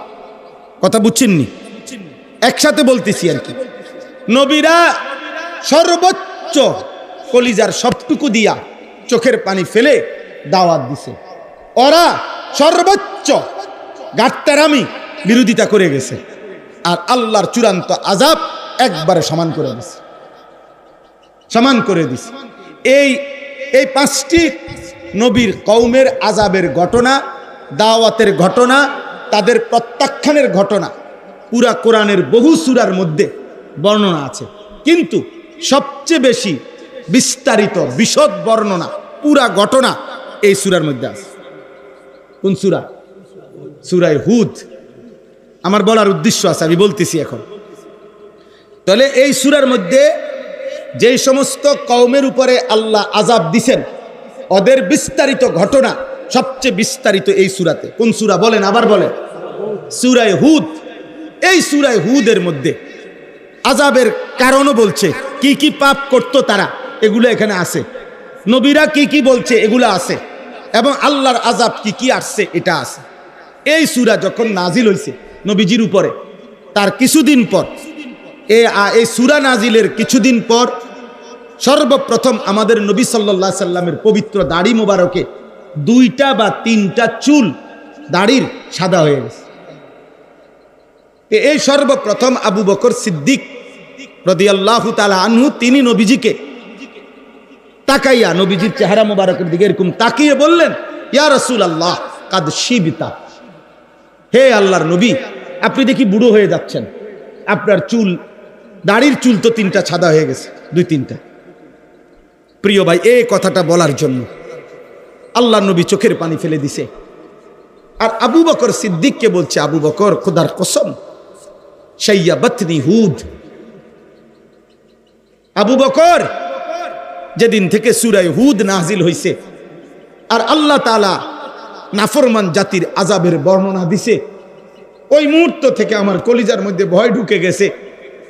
আমার কওম, আমার উম্মত যদি এই পাপগুলো করে, আল্লাহর আযাব যদি তাদেরকে ধ্বংস করে দেয়, আমার উম্মতের পেরেশানি আমারে বুড়া বানায় দিছে। শাইয়াবাতনি হুদ, এ নবীজি বলছে আবু বকর সূরা হুদ আমারে বুড়া বানায় ফেলছে। সূরা হুদ আমারে কি বানাইছে? মানে আমার কওম যদি জিনা করে কি হবে তাদের পরিণতি, আমার কওম যদি ওজনে কম দেয় কি হবে তাদের পরিণতি, আমার কওম যদি পুরুষে পুরুষে অপকর্ম করে কি হবে তাদের পরিণতি, আমার কওম যদি রাহাজানি করে। ওইখানে আছে শুআয়ব আলাইহিস সালামের কওম রাস্তার থেকে মানুষকে ছিনতাই করত, মানুষের সম্পদ লুণ্ঠন করে রেখে দিত। শুআয়ব আলাইহিস সালামের কওম প্রত্যেকটা নাফরমান ওজনে কম দিত। লূত আলাইহিস সালামের কওম নারীদেরকে ছেড়ে পুরুষের সাথে অপকর্ম করত। এইভাবে নাফরমানি করত। দিবানিশি নাচ গান উল্লাস, হারাম রোজগার, এটাই জীবনের তৃপ্তি, এটাই জীবন। দাদার হায়াত শেষ এই রঙে রঙে, বাপের হায়াত শেষ এই রঙে রঙে, অনফুতের হায়াত শেষ করতে আছে হারামে হারামে হারামে। বাহ বাহ। অথচ আল্লাহর নাফরমানি তো করছে, মনে করতেছে আজ 70 বছর তো এমনি চলতে আছি, কিচ্ছু হয় না। আজকে 90 বছর তো আমগো ফ্যামিলি বাটফারির উপরে চলতে আছে, সুদের উপরে, কিচ্ছু তো হয়েছে না। আরে বেটা 70 বছর তো বেশি টাইম না। 950 বছর যেই জাতিকে আল্লাহ নাফরমানির সুযোগ দিছে এরপরে ধ্বংস করছে, তো 950 বছর হয়ে গেছে। নূহ আলাইহিস সালামের কওমকে ধ্বংস করছে কত বছর পরে? তো নাফরমানি করছে কত বছর? হিসাবটা বুঝছেন নি? তাহলে 70 বছরও যদি নাফরমানি করে সুখে থাকো, যদি মনে করো কই অসুবিধা তো হয় নাই, না না না, অসুবিধা হওয়ার সময় তো অনেক বাকি আছে। 90 বছর পরে, 100 বছর পরেও তো বেশি দিন না। কারণ আল্লাহ তো 950 বছরও নাফরমান জাতিকে দুনিয়া ভোগ করতে দিছে, কিন্তু 950 বছর পরে হইলেও তো আল্লাহ কি করে দিছে?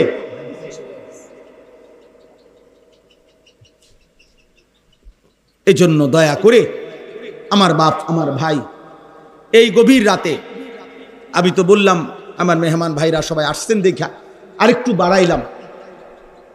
তো আমার উদ্দেশ্য এটা বুঝানো, এই সূরা হুদ নবী কাঁপতে থাকছে, যাদের বিবেক আছে, সুযোগ আছে, সূরা হুদের তর্জমা পড়েন। তাফসিরে তাওজিহুল কোরআন বাংলা অনুবাদ আছে 3 খণ্ডে, খুব সুন্দর বই, কিতাব, কোরআনের তাফসির। বর্তমান বাংলাদেশে বাংলা ভাষায় কোরআনুল কারীমের বাংলা অনুবাদ সবচেয়ে সুন্দর এই কিতাব, তাফসিরে তাওজিহুল কোরআন। অনলাইনে সার্চ করলেও আপনি পাবেন। এই তো 1300-1400 টাকা হবে দাম। কিনে নিলে, তর্জমা পড়লে, অনুবাদ পড়লে কলিজা ঠান্ডা হয়ে যাবে, হৃদয়ে ভাবনা আসে যে নবীজির চুল বুড়া হয়ে গেছে, চুল পাকা ধরে গেছে আযাবের ভয়ে। কিসের আযাব? কওম, নিজের উম্মতের আযাবের ভয়ে। আমার আব্বা, অতএব আমি আপনাদের কাছে এটাই বলতে চাই। এবার তর্জমাটুকু শুনেন। সূরা হুদের শুরু দিয়া আল্লাহ তাআলা বলেন আলিফ লাম র, এই 3টি অক্ষর কোরআনুল কারীমের মুজিজা। কোরআনুল কারীমের 29টি সূরার শুরুতে এরকম কিছু অক্ষর আছে। কোথাও 1 অক্ষর, 2 অক্ষর, 3 অক্ষর, 4 অক্ষর, 5 অক্ষর, যেগুলো আল্লাহ তাআলা নবীজি সাল্লাল্লাহু আলাইহি সাল্লামের সাথে তার অর্থ বলে, ব্যাখ্যা বলে রেখে দিয়েছেন। বলছে বন্ধু আপনি আর কোনোদিন কাউকে বলবেন না। এই শব্দগুলোর তর্জমা ব্যাখ্যা আমি জানি আর আপনি জানেন। তো আপনি কাউকে অনুগত অবাধ্য কাউরে বলবেন না, মানে আপনার সাহাবাদেরকেও না, বেঈমানদেরকেও না। কেন? এইটা আমার মুজিজা। কিয়ামত পর্যন্ত আমি কোরআন চ্যালেঞ্জ দিয়ে রাখলাম, যদি কিয়ামত ইসরাফিলের ফুর দিনও কেউ বলে কোরআন মানুষের বানানো, তাইলে বেঈমান তুই ব্যাখ্যা করে দে এই অক্ষরগুলোর ব্যাখ্যা কি। সুবহানাল্লাহ। কোরআন প্রতিদিন চ্যালেঞ্জ ছড়ে পৃথিবীবাসীর কাছে যে হে পৃথিবীবাসী, তোমাদের যদি, কারণ মানুষের নিয়ম হলো 2000 বছর আগের শিলালিপি, আজ থেকে 5000 বছর আগের মাটির গভীর থেকে লিখিত কোনো পাথরের টুকরা আঁকাউকি শিলালিপি যেগুলারে কয়, ওই জাদুঘরের মধ্যে থাকে, এগুলোর মর্ম, এগুলোর অর্থ, এগুলোর শব্দ ব্যাখ্যা করতে পারে আধুনিক বিদ্যা, আধুনিক প্রত্নতত্ত্ব 5000 বছর আগের লেখার অর্থ উদ্ঘাটন করতে পারে। 3000 বছর আগের লেখার আঁকি উঁকি এগুলার অর্থ বাইর করতে পারে। বুঝছেন কি না? এটা আধুনিক এই প্রত্নতত্ত্ব বিদ্যা আলাদা বিষয়, কিন্তু এত কিছু উদ্ঘাটন করতে পারছে। আটলান্টিক মহাসাগরের শেষ তলদেশে কি আছে এটা জানে, প্রশান্ত মহাসাগরের তলদেশে হিমালয় পর্বতের চূড়ায়, এখান থেকে সৌরজগৎ পুরাটা ঘুরে ফেলছে, কিন্তু আজ পর্যন্ত পৃথিবীর কেউ বলতে পারে নাই কোরআনুল কারীমের এই অক্ষরগুলোর ব্যাখ্যা কি। মালিক বলেন আমি যেহেতু বলবো না বলছি, আর কোনোদিন কেউ বলতেও পারবে না। কোরআন মুজিজা, কোরআন মুজিজা। দোস্ত আমার, ভাই আমার, আল্লাহর কোরআন যে দেখে দেখেও পড়তে পারো না, আল্লাহর কোরআন যে চোখ দেখে দেখেও পড়তে জানে না, আমি বললাম তোমার চাইতে দুর্ভাগ্য কপাল এই পৃথিবী, তার কারণ তুমি বদনসিব, তুমি দুর্ভাগা, তুমি মুসলিম পরিচয়ের কলঙ্ক, তুমি মুসলিম পরিচয় অপমান, অপমান। কারণ কোনো কারণ নাই। এখানে আপনারা যারা জেনারেলও আছেন, বুড়া যার বয়স 900 বছর, এমন 900 বছরের কোনো বুড়াও যদি থাকেন, আমি আপনাকেও বললাম খোদার কসম, আল্লাহর কোরআন আপনার জন্য শিখা সম্ভব, সম্ভব, সম্ভব, সহজ, সহজ। একের বেলে আমার বয়স 900 বছর, কোরআন সবার জন্য সহজ, এটা আল্লাহর ওয়াদা। কাজেই কোরআন শরীফ শুদ্ধ পড়তে পারে না, এটা অক্ষমতা কোনো কারণ হবে না। এই জন্য হাসরের ময়দানে কোনো মুসলমান যারা আল্লাহর কোরআন শুদ্ধ পড়তে পারে না, খোদার কসম তারা কোনো অজুহাত দেখাইতে পারবে না। অজুহাত একটাই, গাফলত। বুঝেন নাই কথা? অজুহাত কি? অলসতা, অলসতা, আর কোনো কারণ না। এই জন্য কোরআন শিখেন, কোরআন শিখেন। মালিকের দেওয়া চোখ, আল্লাহর দেওয়া চোখে আল্লাহর কালামই দেখলেন না, এই চোখ না থাকলেই তো ভালো ছিল। এমন চোখের দরকার কি ছিল? দুনিয়া কামাই করার জন্য না, দুনিয়া তো চোখ ছাড়াও কামাই করান যায়। অন্ধ মানুষও তো বিয়া করে, অন্ধ মানুষেরও তো বিল্ডিং আছে, অন্ধ মানুষও তো মাশাআল্লাহ ভাত তরকারি খায়, খায় না? দুনিয়া অন্ধ লোকে ভোগ করে না, তাহলে চোখ ছাড়াও তো দুনিয়া ভোগ করা যায়। বোবা মানুষও তো দুনিয়া ভোগ করে, বধির কানে শোনে না এমন মানুষও তো দুনিয়া ভোগ করে, তাহলে শুধু দুনিয়া ভোগ করার জন্য তো চোখ না হলেও চলত। হ্যাঁ হ্যাঁ, আফসোসের বিষয়, আফসোস, দুর্ভাগ্য। বুড়া মিয়া, বুড়া মিয়ারে যতবারই কইবেন আমনে চাচা আল্লাহ দোহাই আধা ঘন্টা বসেন মসজিদে, কদ্দুর কোরআন শরীফ পড়েন না, ও ইতান কইয়ার হইতো না, ওনার এই বয়স নাই, কিন্তু মাশাআল্লাহ বিড়ি খানার বয়স এখনো দুধ দিয়ে সাদওয়ানে মাশাআল্লাহ। এই ব্যাপারে কোনো ক্লান্তি না। চিকন একটা টুল বইয়াও আরাম নাই, এই চিকন একটা চুলটা সাদওয়ানের, এটার মধ্যে উনি 4 ঘন্টা বইয়া থাকে। এমন ডাকাত, এই ডাকাত এনে বইয়া থাকে 4 ঘন্টা, কিন্তু আল্লাহর ঘর মসজিদে 10টা মিনিট বইব, একটা অক্ষর শিখেন না। আলহামদুলিল্লাহ এইটাই 50 বার কইয়া আপনি জানগা না, আজ শেষ ছুটি, কালকে আবার রব্বিল আলামিন, রব্বিল আলামিন এটা শিখে জানগা না। এটাও কি সম্ভব না? আরে কথা বলেন না আব্বা? এমনও যদি শিখতো আউযু বিল্লাহ, আউযু বিল্লাহ, আউযু বিল্লাহ, তাইলেও 6 মাস পরে দেখা যাইতো ওনার 5টা সূরা ঠিক হয়ে গেছে। না, ওনার শরীরে দেয় না, শরীরটা শুধু সাদওয়ান, শুধু বন, বিড়ি, চা, আর শুধু গীবত, বদনাম। এই যে এনে বইছে 3 ঘন্টা যাবত, 6 ঘন্টা যাবত একজনের লগে একজন জু উড়াই দিছে, মেম্বার বালানা, চেয়ারম্যান বালানা, এতে বালানা, হেতে বালানা, এতের বেডি বালানা, হেতের বেড়া বালানা, এই মানে বলতেছে অনুভব কে হুনে কার কথা, কার কার্যা কে করে, কীর্ত করে, শুধু শুধু শুধু শুধু মিথ্যা বললাম। আস্তাগফিরুল্লাহ, আস্তাগফিরুল্লাহ। কি অর্থ আছে, কি অর্থ আছে? আল্লাহর কোরআন শিখেন। আমি তো প্রতিদিনের জন্য বলি, প্রত্যেকটা মসজিদ মাদ্রাসায় আপনারা ফিকির করিলে চারিদিকে এমন বর্তমান বাংলাদেশে আল্লাহর দয়ায় এমন 10 কিলোমিটার, এমন 5 কিলোমিটার জায়গা সারা বাংলাদেশে নাই যেখানে কোনো না কোনো মাদ্রাসা নাই। বুঝেন নাই কথাটা? তো এই যুগে আইসা উনি কেমনে বলবো? আজকে যদি হইতো হুজুর আমার বাড়ি আসিল লাকসাম, মাদ্রাসা হইল সিটাং, আমি গেলাম হইলে, কিন্তু আমি এত লম্বা খরচ মিলে পারছি না, কিন্তু আমার ঘর এখানে, মাদ্রাসা এখানে। এই লোকটা কেমনে বলবে আমি আল্লাহর কোরআন শিখতে পারি নাই? কোনো কারণ দেখাইতে পারবে? কথা বলেন না, পারবে? দয়া করে শিখেন, দিন শিখেন আব্বা, দিন শিখেন, দিন শিখেন। এমন সুন্দর হায়াত শেষ করে দিয়েন, আল্লাহ আমাদেরকে তৌফিক দান করে। আমিন। কিতাবুন উহকিমাত আয়াতুহু, আল্লাহ তাআলা বলেন যতগুলো আয়াত আমি এই কোরআনে নাজিল করেছি, যুক্তি, দলিল, প্রমাণ সবকিছু দিয়ে মজবুত।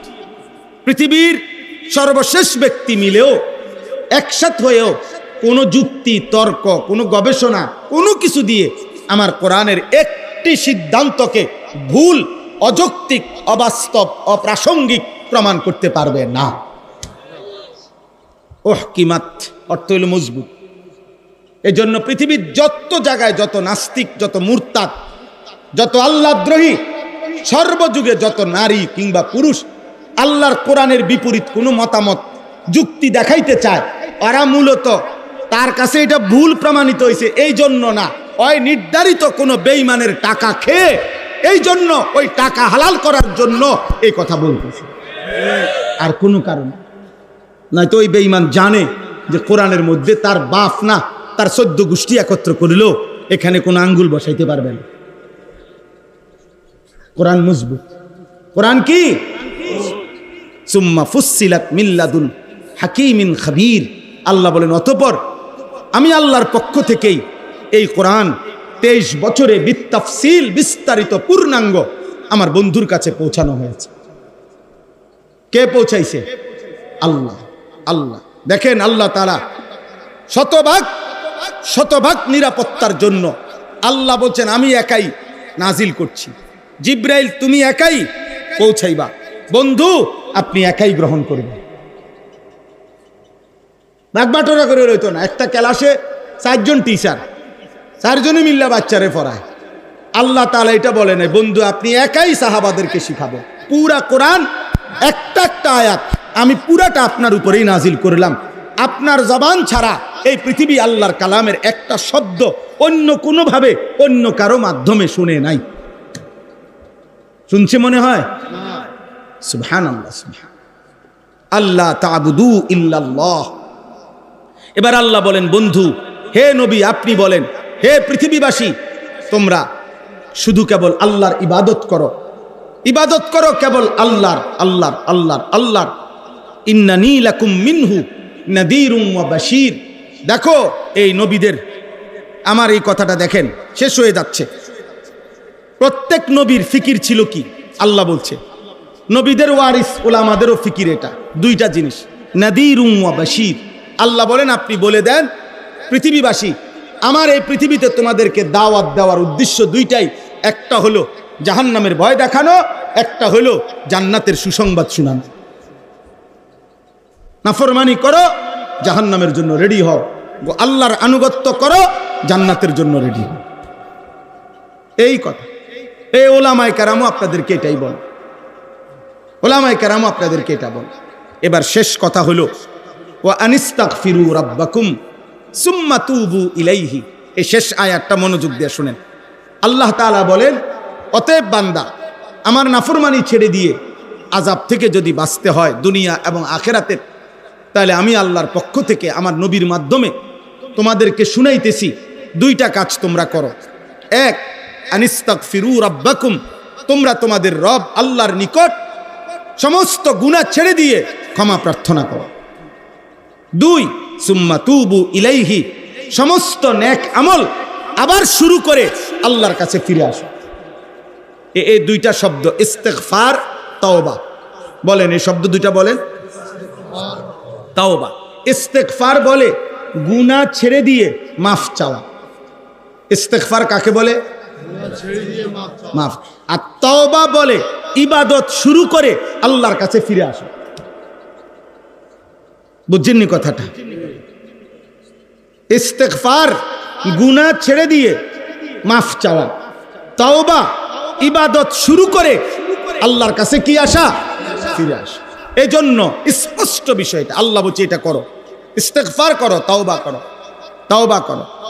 ইউমাত্তিউকুম, আমি আরেকটু বলতেছি, শুধু আগে ফজিলতটা শুনেন।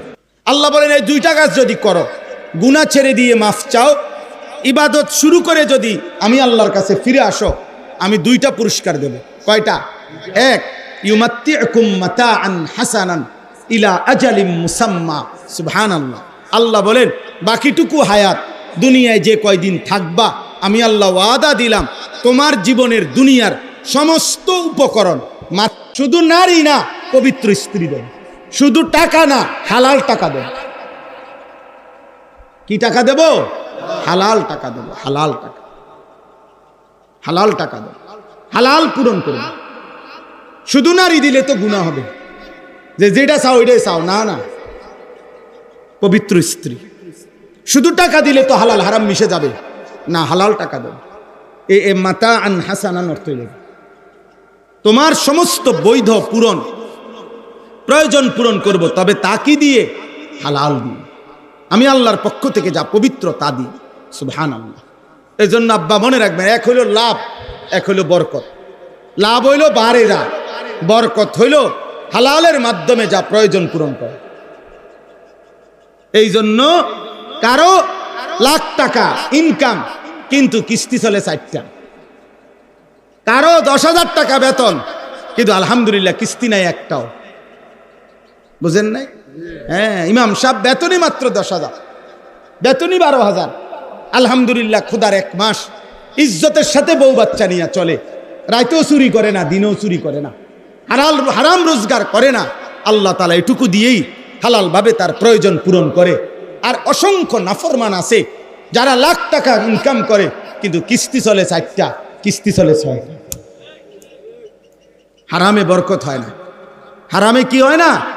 বরকত হয়। কোনো হারাম করে জীবনে সুখ নাই। আমি চ্যালেঞ্জ, আমনে যদি কোনো আনে থাকে জানা, আমার কইলে আমি কোথাও চাইতে যাবো, আমার নিজস্ব গাড়ি আছে, নইলে সেলিম বেটে লই যান, আমি চাই চলে। হ্যাঁ, আমরা তদন্ত করব। আমি চিনি হারাম খোরের জীবন অসংখ্য অসংখ্য আমাদের কাছে দোয়া চায়, যখন বাচ্চার মতো কাঁদে, বাচ্চার মতো কাঁদে। 400 কোটি টাকা, 1000 কোটি টাকা, কিন্তু কষ্টের কথা আমরা জানি। হারামখোর সুখে নাই, হারামখোর কি নাই? সুদখোর সুখে নাই। কোরআনে আল্লাহ বলছে, সুদখোর আমি স্পষ্ট তোর সাথে যুদ্ধ ঘোষণা করলাম। ঠিক আছে, আমি তোর লগে যুদ্ধ করব, দেখি নাফরমান তুমি তোমার হারামে অভাব পূরণ করবা, আর আমি আল্লাহ বললাম আমি তোর অভাব পূরণ করব না, দেখি তোর কোন আব্বা আমি আল্লাহ থেকে তোরে হেফাজত। কোরআনের আয়াত, ফাজানু বিহারবিন মিনাল্লাহ। সুদখোরের বিরুদ্ধে যুদ্ধের ঘোষণা দিছে কে? আল্লাহ। আল্লাহ আমাদেরকে হেফাজত করে। দুনিয়া হালাল চাই ভাইয়া, আমরা বুঝি আব্বা। হ্যাঁ, এই সবাই দিনদার যারা হালাল পথে চলে, হুজুর বলেন আর সাধারণ মানুষের মধ্যে, ওরা বেকুব এই কারণে না, ওরা আখেরাতের কারণে। আপনি বেকল ঠাউরাইয়েন না, বোঝেন নাই কথাটা? আমি বেউকুফ না। হ্যাঁ হ্যাঁ, বাটপারি সিটারি করিলে এটা সবাই বোঝে। এটার জন্য বিরাট কোনো ডিগ্রি লাগে না। 3টা কমলা ফসা দিয়া 1 ডজন কমলা কেমনে বেচতে হয় এটা ভিক্টোরিয়া কলেজের ডিগ্রি লাগে না। ওই সিটারের লগে থাকলে হয়। এই বাটফারের লগে 2 দিন থাকলে আপনি বুঝবেন কেমনে ফসাটা দেয়। 100 গ্রাম গোস্ত কম দিয়া 1 কেজিটা ধরে রাখতে হয় কেমনে, এইটার জন্য আপনি ঢাকা ইউনিভার্সিটি ফরন লাগতো না। ওই বাটফারের লগে আপনি কয়দিন থাকলে বুঝবেন। বোঝেন নাই কথাটা? এটা না বুঝার কি আছে? 1 লাখ টাকা দিলে কত টাকা সুদ আইব এটা বুঝার জন্য বুঝি ডিগ্রি লাগে? হ্যাঁ বলেন, এটার জন্য কোনো ডিগ্রি লাগে না। হ্যাঁ হ্যাঁ, অতএব আখিরাত মূল বন্ধন কোথায়? আখিরাত। ইমানদার আটকায় আছে কোথায়? আখিরাতে। আখিরাতের ভয়, কবরের ভয়, কবরের। এজন্য দোস্ত আল্লাহ বলছে বৈধ প্রয়োজন পূরণ করবে। নারী দেখতে হবে না, হালাল পবিত্র স্ত্রী দেবে, হালাল পবিত্র স্ত্রী দেবে। আজকে তোমরা অসংখ্য যুবক, অল্প বয়স আব্বা, আমি সবসময় আফসোস করি, মাত্র 16 বছর, এত নর্তকী, এত নারী, এত উলঙ্গ ছবি যদি এত কম বয়সে আব্বা দেখে ফেলো, আগামী জীবন তুমি কেমনে বাঁচবা? এই পৃথিবীতে আল্লাহর কোরআনে আল্লাহ বলছে নারীর প্রতি আসক্ত যে, নারীর সাথে যে হারাম জিনা ব্যভিচার, হারাম প্রেম, হারাম সম্পর্ক যে করে, খোদার কসম আল্লাহ তাকে বলছে সে খবিস। সূরা নূরের মধ্যে আছে আল খাবিসাতু লিল খাবিসিন। এটা খবিস, খবিস, এটা খবিস, সবচেয়ে নিকৃষ্ট, এটা সবচেয়ে নিকৃষ্ট খবিস, এটা নাউজুবিল্লাহ। আল্লাহ তাআলা ওয়াদা দিছে খবিস পুরুষ চরিত্রহীন, অপেক্ষা করো, আমি আল্লাহ বললাম তোর স্ত্রী মিলবে খবিস। নাউজুবিল্লাহ। এজন্য দোস্ত যুবক, আবারও বলছি মোবাইলের এই হারাম নারী ছবি, অশ্লীলতা, যাদের সাথে কোনো মেয়ের সাথে হারাম প্রেম আছে, হারাম সম্পর্ক আছে, খোদার কসম এটা জিনা। জিনা, জিনা। ভালোবাসা কখনোই অবৈধ জায়গায় ভালোবাসা হয় না। প্রেম, ভালোবাসা এই শব্দটুকু যদি পবিত্র, এটা কখনোই কোনো হারাম জায়গায় হবে না। এই জন্য অবিবাহিত নারী পুরুষের অথবা বিবাহ বহির্ভূত নারী পুরুষের যে কোনো সম্পর্ক এটা জিনা, এটা প্রেম না, এটা কি না? ভালোবাসা না। নাউজুবিল্লাহ, নাউজুবিল্লাহ। এজন্য গুনাহ ছাড়ো, গুনাহ। একটা ছেলেকে বলি, অসংখ্য ছেলে, তোমরা আব্বা গুনাহ ছাড়ো, মদের আড্ডা ছাড়ো, জুয়ার আড্ডা ছাড়ো, নারীর আড্ডা ছাড়ো, নারীর আড্ডা ছাড়ো। একজন মদখোর, গাঁজাখোর, ফুট্টাখোর, বাবাখোর, ইয়াবাখোর, ডালখোর, ও শতভাগ হারামখোর।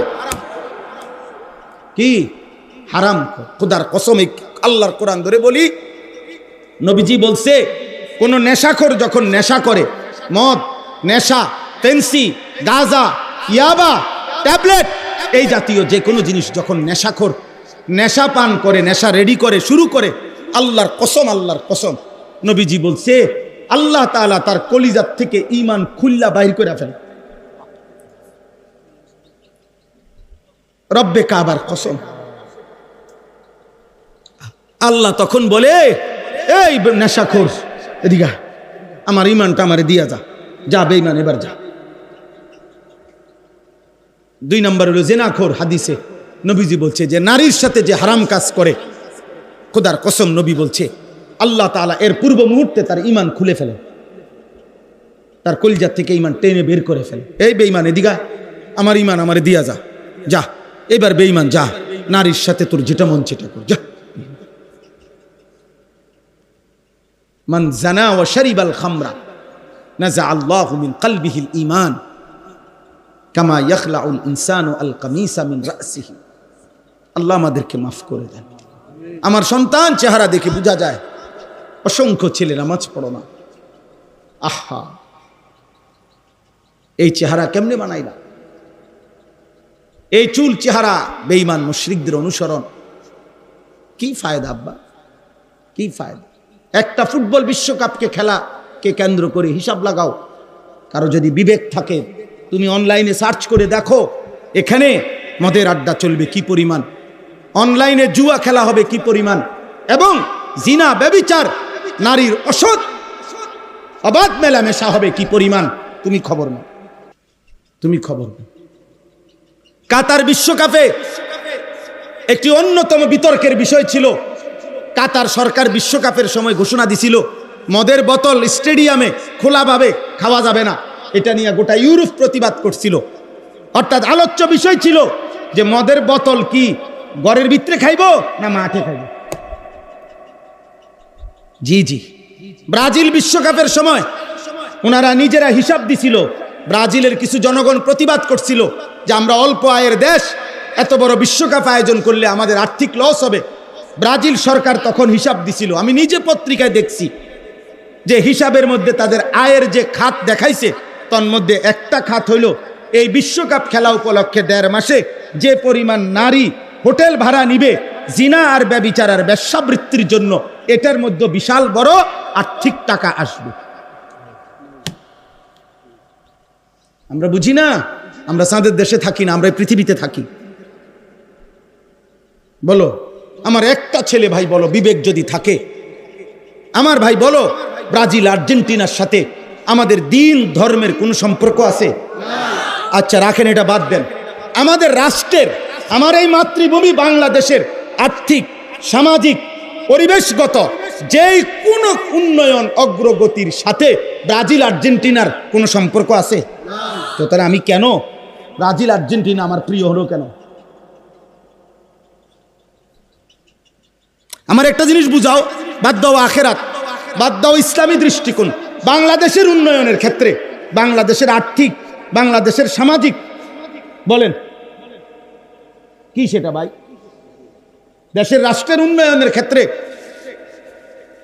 একজন বলেন, একজন বিবেকবান চিন্তা করো ছেলেরা, যে এই যে ফিফা ফুটবল বিশ্বকাপের আয়োজন করে, ওনারা বলুক এর দৃশ্যমান গোটা বিশ্ব মানবতার মানুষের উন্নয়নে এটার উদ্দেশ্য কি, যে মানুষের কি কল্যাণ হয় এর দ্বারা, এটা বলুক। কথা বোঝেন নাই? ওদেরকে বলতে বলেন মানবতার কি কল্যাণ, মানুষের কি কল্যাণ? কোন কল্যাণ মনে হয় এটাতে? কি কল্যাণ? 3টা দেশে মিলে এবারের বিশ্বকাপ, 3 দেশেই 3টা উদ্বোধনী অনুষ্ঠান হবে। 3টা উদ্বোধনী অনুষ্ঠানেই পৃথিবীর সেরা নর্তকীরা নাচবে। তাইলে ফুটবল খেলার সাথে নর্তকীর উলঙ্গ অর্ধ উলঙ্গ নাচের সাথে কি সম্পর্ক, আর এর দ্বারা মানবতার উন্নয়নের কি সম্পর্ক? বলেন, এটা কি চারিত্রিক উন্নয়ন হবে না আর্থিক উন্নয়ন হবে? কি হবে? কিছুই হবে, কিছুই গুনাহ। আর কি? আর কিছু গুনাহ, গুনাহ। আখিরাত বরবাদ হবে, আখিরাত বরবাদ। এজন্য মদের আড্ডায় যাইও না বাপ, জুয়ার আড্ডায় যাইও না, নেশার আড্ডায় যাইও না। পচা জিনিস, আবর্জনা মানুষ ফেলে দেয়। এই জন্য যে ছেলেরা চরিত্র নষ্ট করছো, আখলাক নষ্ট করতেছ, একদিন ডাস্টবিনের ময়লার মতো এই সমাজ তোমাকে ছুঁড়ে ফেলে দিবে। তোমার দিকে কোনো কুকুর জানোয়ারও ফিরে চাইবে না, করে যা বেটা, বাদ দে বেটা, অসভ্য চরিত্রহীন বেটা, বাদ দে বেটা, বাদ দে। আল্লাহ আমাদেরকে হেফাজত করেন। ওয়ায়ুতি কুল্লাযী ফাদলিন ফাদলাহু। আল্লাহ তাআলা বলেন দুনিয়ার বিনিময় তো দেব সবকিছু উত্তম, আর আখিরাতে তোমার প্রতিটা নেক আমলের বিনিময়ে সর্বোত্তম বিনিময় জান্নাত দিয়ে দেব। ওয়া ইন তাওয়াল্লাউ, এবার আল্লাহ বলেন, নবী বলেন, যদি মুখ ফিরাইয়া নাও আল্লাহর বিধান থেকে, ফা ইন্নী আখাফু আলাইকুম আযাবা ইয়াউমিন কাবীর, তাহলে আমি আল্লাহর পক্ষ থেকে তোমাদের জন্য কিয়ামতের ময়দানের কঠিন আযাবের ভয় করছি। হে আমার জাতি, এই মিথ্যা, চুরি, ডাকাতি, এই জিনা, এই ব্যভিচার, এই মদ, জুয়া, এই গান বাদ্য, মা বোনদের বেপর্দা জীবন, বেনামাজি জীবন, খোদার কসম আল্লাহ বলছে, আমার নবী আপনি বলেন আল্লাহর আযাব আসবে, আখিরাতের আযাব হবে, জাহান্নামের আযাব হবে। আপনারা বলেন ভাই, আমার এই শেষ কথা, আপনারা বলেন ইবলিস আল্লাহর কাছ থেকে বিতাড়িত হলো কেন? নাফরমানির কারণে। নূহ আলাইহিস সালামের কওম পানিতে ধ্বংস হলো কেন? আল্লাহর নাফরমানির কারণে। লূত আলাইহিস সালাম, হুদ আলাইহিস সালাম, শুআয়ব আলাইহিস সালাম, নমরুদ, ফেরাউন, কারুন, হামান, যুগে যুগে প্রত্যেক মানুষ নাফরমান। কেন ধ্বংস হইল? আল্লাহর নাফরমানির কারণে। অতএব পাপ, নাফরমানি আমাদেরকে আল্লাহর আযাব নিয়ে আসে। অতএব এই সমাজের যারা আছেন আলহামদুলিল্লাহ এতটা গরমে আপনারা এতটা কষ্ট করে বসছেন। সমস্ত ছেলেদের কাছে আমার শেষ অনুরোধ আব্বা, শেষ আমার কথা, প্রত্যেকেই একটা নিয়ত করেন যে ফজরের নামাজ পড়ব। বলেন ইনশাআল্লাহ, বলেন ইনশাআল্লাহ।